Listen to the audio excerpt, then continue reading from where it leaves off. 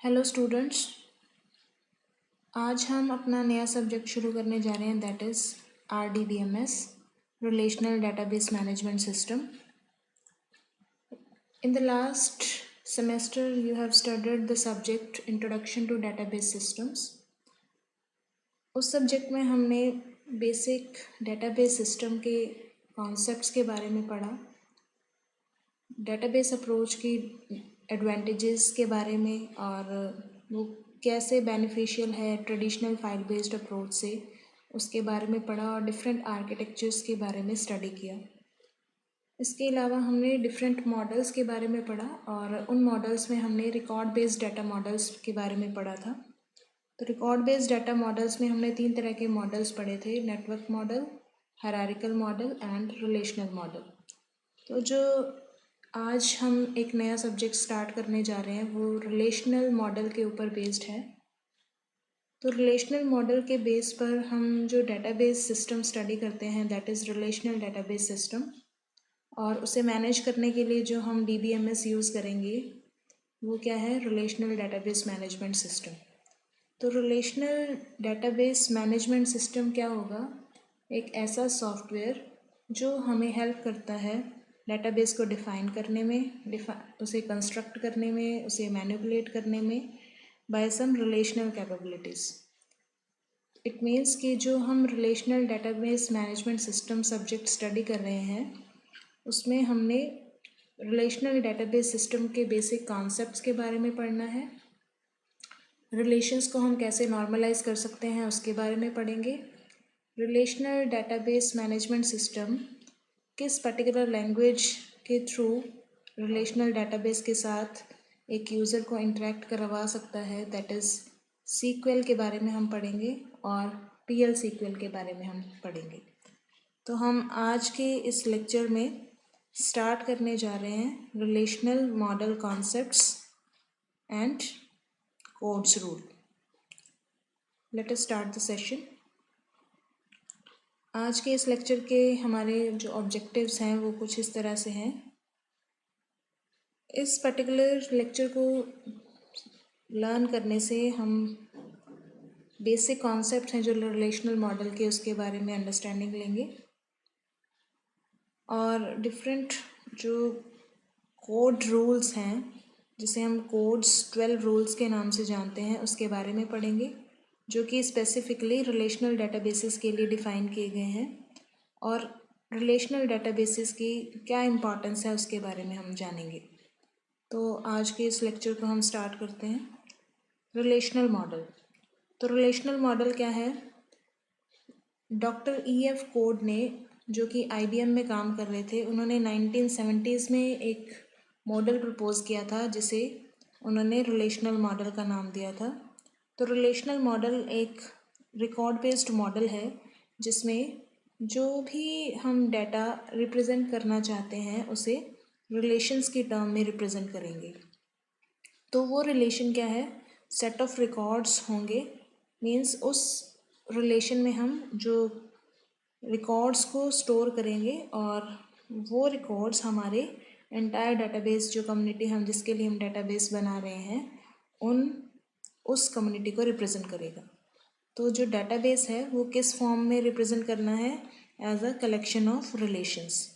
तो doctor EF Codd जिन्होंने इस मॉडल को प्रपोज किया था 1970s में, वो एक मैथमेटिशियन थे। तो मैथमेटिक्स से ही ये जो टर्म डिराइव की गई है रिलेशन, तो ये टर्म मैथमेटिक्स के प्रेडिकेट लॉजिक और सेट थ्योरी से डिराइव की गई है। तो रिलेशन को हम इनफॉर्मली टेबल भी कह देते हैं। तो टेबल क्या होता है, it is a intersection of rose and columns. तो इस तरह से जो रोज़ और कॉलम के इंटरसेक्शन से जो भी हमारा डाटाबेस ऑब्जेक्ट बनेगा उसे हम क्या कह देते हैं, टेबल कह देते हैं, और फॉर्मली हम उसे क्या कह देते हैं, रिलेशन। तो जो भी डाटा हम डेटाबेस में स्टोर करेंगे, अगर हम रिलेशनल डेटाबेस बना रहे हैं तो वो कैसे स्टोर होगा, in the terms of relations. और उन रिलेशंस के बीच में जो रिलेशनशिप है वो कैसे इस्टेब्लिश होगी, with the help of some common characteristics. तो इस तरह से हमारा जो एंटायर रिलेशनल डेटाबेस फॉर्म होगा वो कैसे फॉर्म होगा, as a collection of relations, और वो रिलेशंस आपस में कैसे रिलेट करेंगे with the help of some common property और कॉमन एट्रीब्यूट। लाइक आपको इस स्लाइड में भी विजिबल है कि ये क्या है, एक रिलेशन है, या जिसे हम टेबल भी बोल देते हैं। तो ये टेबल क्या है, सेट ऑफ रिकॉर्ड्स है। इसमें इन रिकॉर्ड्स को स्टोर किया हुआ है। ये रिकॉर्ड्स कैसे स्टोर हैं, in the terms of rose and columns. तो यहाँ पर ये मेंशन्ड है, हर जो कॉलम के ऊपर एक हेडिंग लिखी हुई है, name, SSN, home phone, address. तो ये क्या है, ये कुछ एट्रीब्यूट्स हैं जो उन एंटिटीज़ जिसके बारे में हम डाटा स्टोर करने जा रहे हैं उनको रिप्रेजेंट करते हैं। तो कोई भी एंटिटी, उसकी कुछ प्रॉपर्टीज़ होती हैं, तो वो क्या करती हैं, उस पर्टिकुलर एंटिटी को दूसरी एंटिटी से डिस्टिंग्विशेबल बनाती हैं।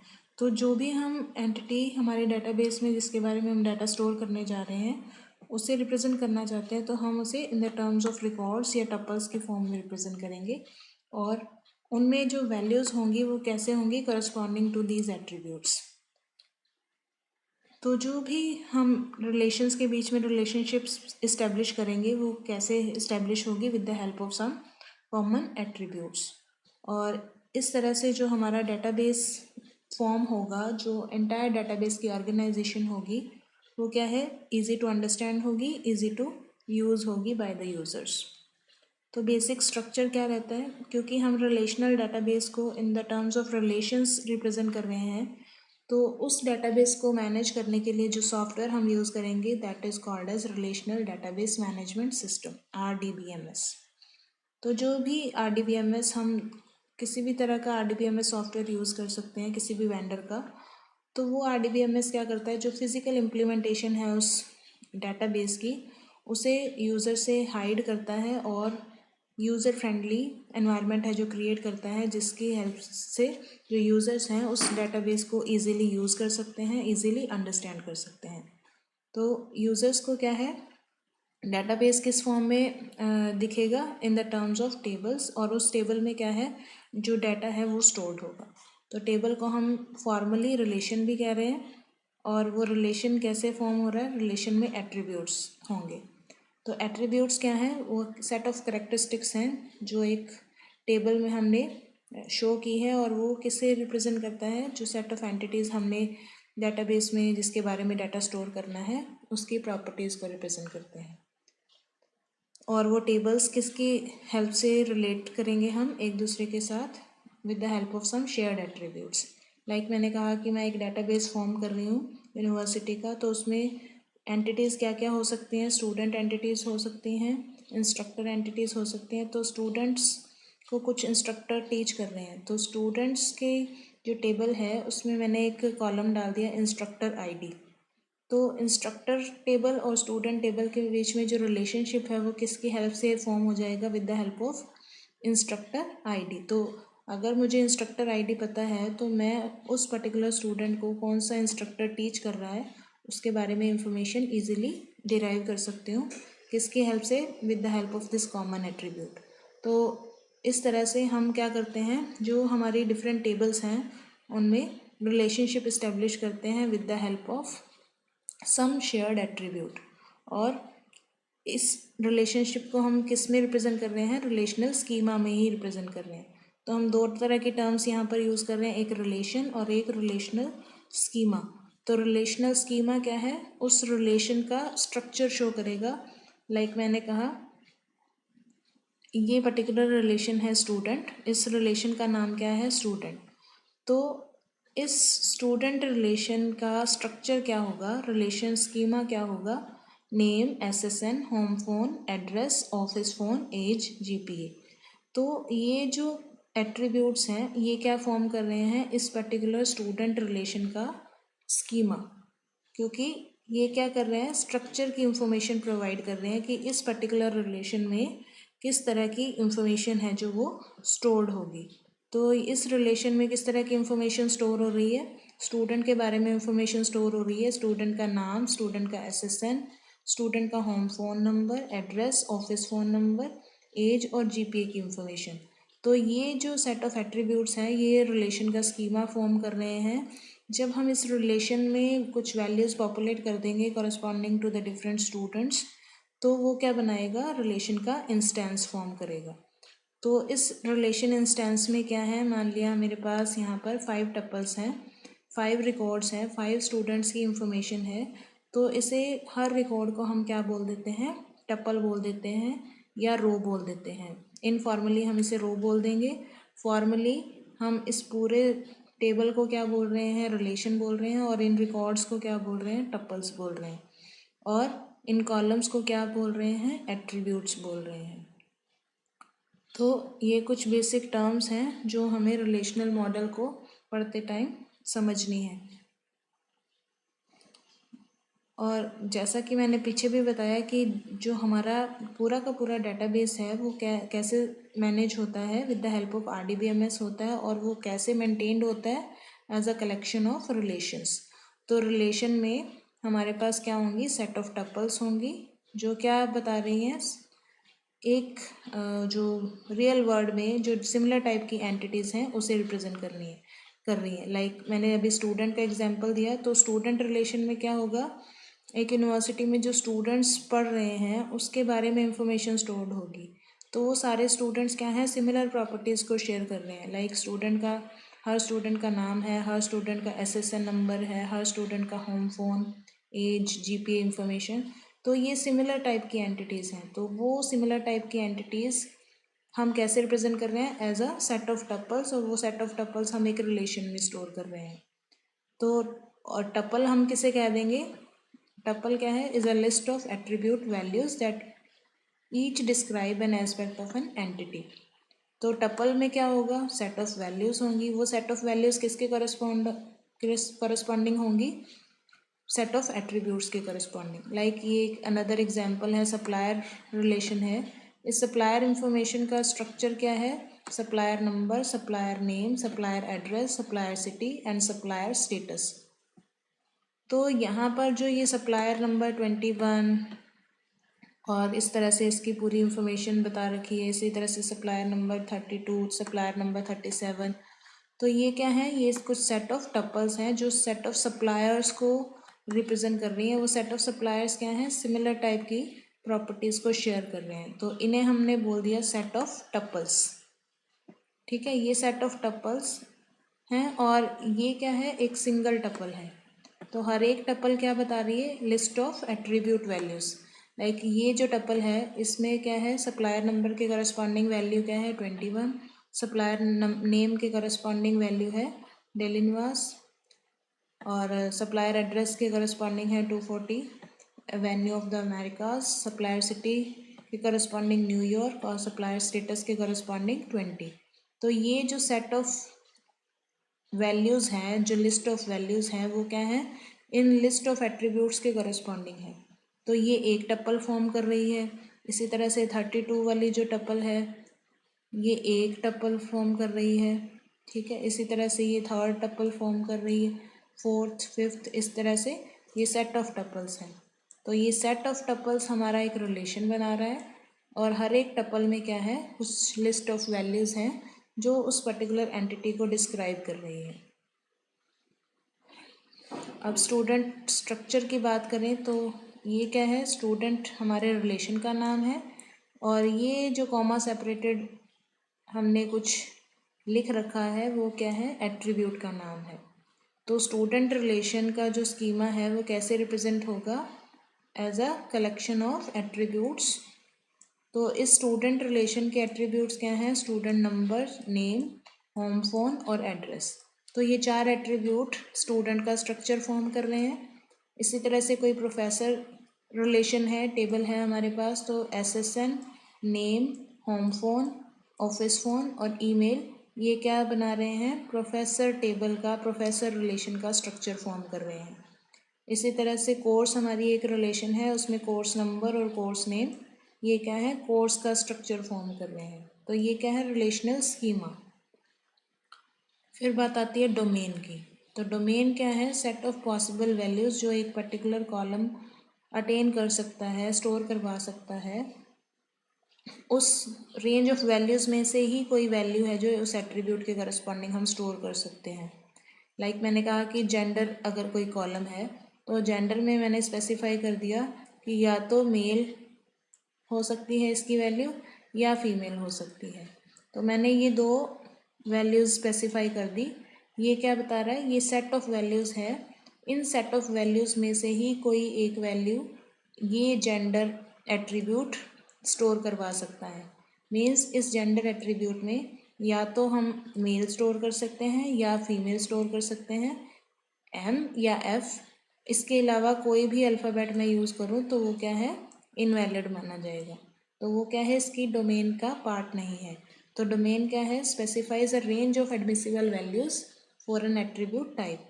तो क्या पॉसिबल वैल्यूज़ हो सकती हैं एक एट्रीब्यूट टाइप की, वो डोमेन से स्पेसिफाई होती है, और उस डोमेन में जो स्पेसिफाइड वैल्यूज़ हैं उनमें से कोई वैल्यू हम उस एट्रीब्यूट में स्टोर करवा सकते हैं। तो हर एक एट्रीब्यूट टाइप के करस्पॉन्डिंग क्या है, एक डोमेन स्पेसिफाइड होगी। और ऐसा भी हो सकता है कि बहुत सारे कॉलम्स की सेम डोमेन हो। इस पर्टिकुलर टेबल में ये बिल ऑफ मटेरियल एक टेबल है, इसमें हमारे पास क्या है, major product number, minor product number और क्वांटिटी, ये तीन कॉलम्स हैं, तीन एट्रीब्यूट्स हैं। और इन तीनों एट्रीब्यूट्स में अगर आप वैल्यू देखो तो इसमें क्या है 5, 10, इसमें 10, 15, इसमें 2, 30। तो इसका मतलब क्या है कि ये जो तीनों एट्रीब्यूट्स हैं वो क्या है, कोई न्यूमेरिक वैल्यू स्टोर करवा रहे हैं और with in a particular range. तो इसकी डोमेन हो सकता है, मैंने कहा कि इसमें जो मेजर प्रोडक्ट नंबर है वो क्या है, 5 से लेकर 15 तक कोई भी वैल्यू ले सकता है। तो इस पर्टिकुलर कॉलम में 5 स्टोर कर दिया, इसमें 10 स्टोर कर दिया, तो इसकी डोमेन सेट में से ही आ रही है ये वैल्यू। इसी तरह से मैंने यहाँ कह दिया कि यहाँ पर भी क्या है, वैल्यूज़ 5 से 15 के बीच में आ सकती हैं। तो इसकी डोमेन भी वही सेट ऑफ परमिसिबल वैल्यूज़ का वही है, बट इसमें वैल्यू क्या स्टोर कर दी, 10 और 15, तो ये भी वैलिड वैल्यूज़ हैं। तो कहने का मीनिंग क्या है कि जो मोर देन वन एट्रीब्यूट की सेम डोमेन भी हो सकती है, या फिर ऐसा भी कह सकते हैं कि जो एक डोमेन है वो मल्टीपल टाइम्स एक रिलेशन में यूज़ हो सकती है। और हर एक एट्रीब्यूट टाइप के करस्पॉन्डिंग एक डोमेन स्पेसिफाइड होगी, और वो डोमेन वो सेट ऑफ वैल्यूज़ को स्पेसिफाई करेगा जो उस पर्टिकुलर कॉलम में आ सकती हैं। तो अभी तक हमने बात की रिलेशन क्या है, रिलेशन स्कीमा क्या होता है, एट्रीब्यूट क्या है, टपल क्या है। अब हम बात कर रहे हैं फॉर्मल डेफिनेशन ऑफ रिलेशन। तो फॉर्मली हम रिलेशन को आर से रिप्रेजेंट करेंगे, आर, फिर पेरेंथेसिस में हम उस सेट ऑफ एट्रीब्यूट्स को लिखेंगे जो उस रिलेशन आर के स्कीमा को फॉर्म कर रहा है। हमने यहाँ पर एक एग्जाम्पल देखा, स्टूडेंट रिलेशन का नाम था, तो आर क्या है, इस रिलेशन के नाम को रिप्रेजेंट कर रहा है। फिर पेरेंथेसिस में हमने कॉमा सेपरेटेड उन एट्रीब्यूट के नाम स्पेसिफाई कर दिए जो उस टेबल को फॉर्म कर रहे हैं। तो फॉर्मली हम इसी तरह से लिखते हैं, आर हमारा रिलेशन का नाम है, मीन्स जो भी हमारे रिलेशन का नाम होगा उसे हम यहाँ लिखेंगे, फिर पेरेंथेसिस में उसके सेट ऑफ एट्रीब्यूट्स को लिख देंगे। तो ये हमारी जनरल रिलेशन की जो स्कीमा रिप्रेजेंटेशन है। तो आर हमारे स्कीमा को रिलेशन को रिप्रेजेंट कर रहा है, और A1, A2, A3 up to AN ये वो लिस्ट ऑफ एट्रीब्यूट्स हैं जो कि इस रिलेशन को फॉर्म कर रहे हैं। ठीक है, और ये relation set of M tuples से बना हो सकता है। मीन्स इस रिलेशन में क्या स्टोर होंगी, टपल स्टोर होंगी। तो वो टपल्स क्या हैं, कोई भी M टपल्स ले ली, तो वो कैसे हम रिप्रेजेंट करेंगे, स्मॉल r से।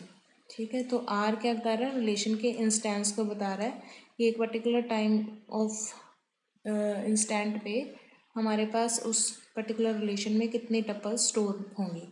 मैंने कहा कि अभी इस पर्टिकुलर टाइम पे 2 रोज़ हैं, 2 टपल्स हैं, तो रिलेशन जो इंस्टेंस है वो स्मॉल r क्या रिप्रेजेंट करेगा, उन 2 टपल्स को। तो टपल्स हमने कॉमा सेपरेट करके लिखने हैं।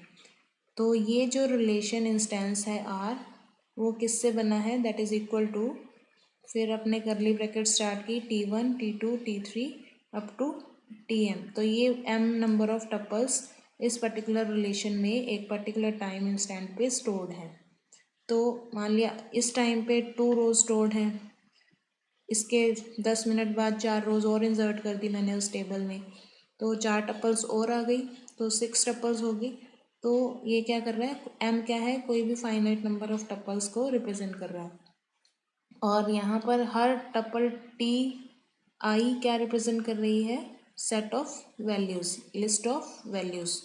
तो वैल्यूज़ कितनी होंगी, जितने हमारे पास एट्रीब्यूट्स हैं उसके कॉरस्पॉन्डिंग भी हो सकती हैं। ऐसा भी हो सकता है आपका कोई एट्रीब्यूट नल हो तो वहाँ पर हम कोई वैल्यू स्पेसिफाई नहीं कर रहे, तो इसलिए हमने क्या लिखा कि ये T टपल किसे रिप्रेजेंट करता है, लिस्ट ऑफ N वैल्यूज़ को।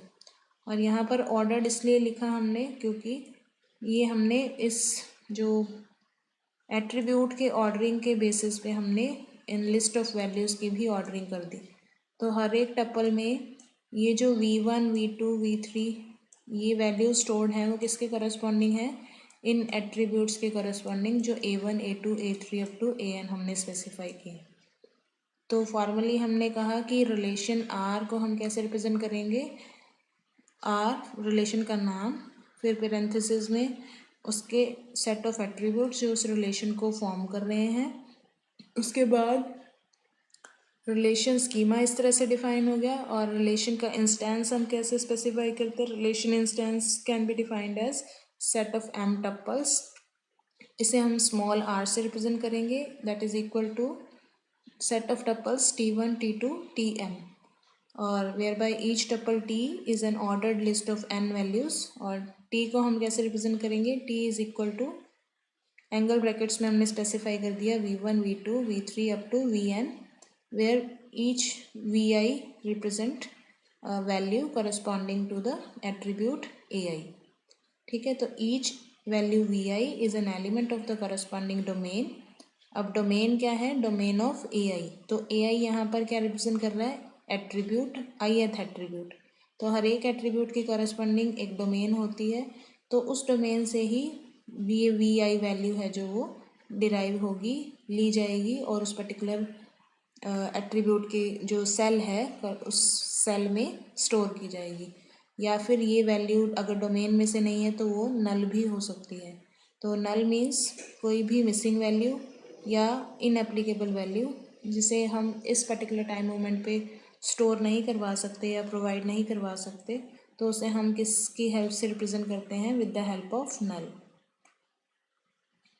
जैसा कि इस एग्जाम्पल में गिवन है, तो ये क्या है, हमारे स्टूडेंट जो रिलेशन है उसका एक इंस्टेंस बता रहा है कि इसमें क्या है, एक रो स्टोर्ड है। तो ये क्या है, एक टपल है, और हर एक टपल क्या किससे बनती है, सेट ऑफ वैल्यू से बनती है। तो अगर इसे हम एक टपल मान रहे हैं तो ये क्या है, ये हमारी V1 वैल्यू है, ये V2 वैल्यू है, ये V3 वैल्यू है। ठीक है, इसी तरह से V4 V5।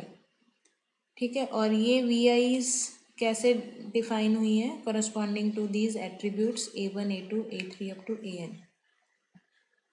तो इस तरह से हम क्या कर रहे हैं, इस पूरी टपल को रिप्रेजेंट कर रहे हैं। तो ये हमारे जो स्टूडेंट का SSN नंबर रिप्रेजेंट कर रहा है, उसके करस्पॉन्डिंग वैल्यू है, ये नेम के करस्पॉन्डिंग वैल्यू है, ये होम फ़ोन के करस्पॉन्डिंग, और ये एड्रेस के करस्पॉन्डिंग।